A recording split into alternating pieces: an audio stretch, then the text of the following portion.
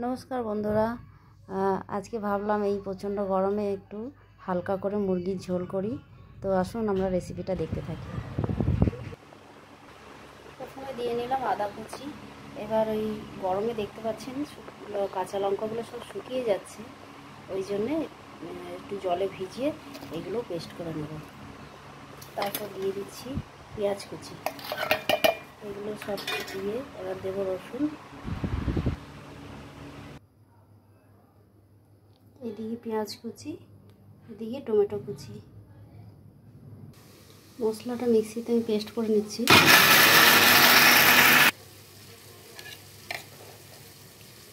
আপনারা দেখুন, এই মশলাটা আমি একবারে একটু বেশি করে বানিয়ে রাখি, তারপর একটু একটু করে আমি কাজে লাগাই।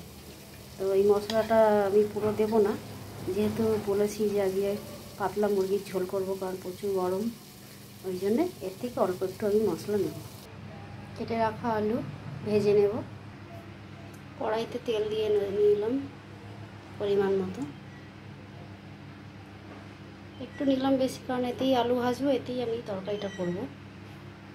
আচ্ছা বন্ধুরা, বলে রাখি মাংসটা আমি আগে থেকে ম্যারিনেট করে রেখেছি। তো এতে আমি দিয়েছি লঙ্কার গুঁড়ো, নুন, হলুদ, ধনে জিরে গুঁড়ো আর কাশ্মীরি লঙ্কার গুঁড়ো, আর দিয়েছি দই। এই দিয়ে আমি ম্যারিনেট করে রেখেছি ঘন্টা দেড়েক করে। এবার আমি এটাকে রান্না করব। তেল গরম হয়ে গেছে, আলুগুলো আমি ছেড়ে দিচ্ছি। প্রথমে একটা তেজপাতা দিয়ে নিলাম, এরপর কুচনো পেঁয়াজগুলো দিয়ে দিলাম।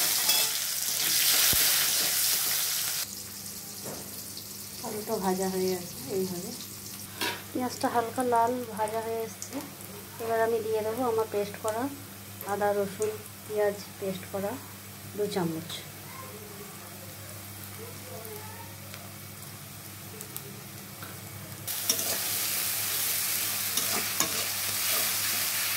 এরপর দিয়ে দেবো কুচনো টমেটো।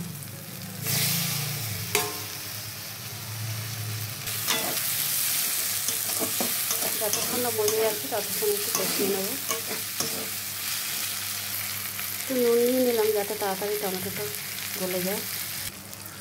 সামান্য দেবো হলুদ,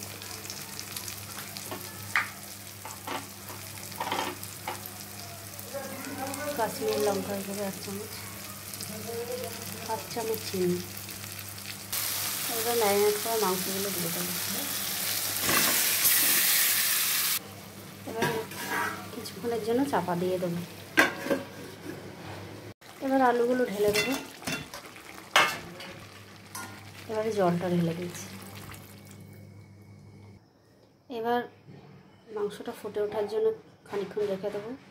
এবারে ঝোল করে নিয়েছি, তো একটু সব সেদ্ধ হয়ে যাক, ততক্ষণ একটু আমরা ঢাকা দিয়ে নেব।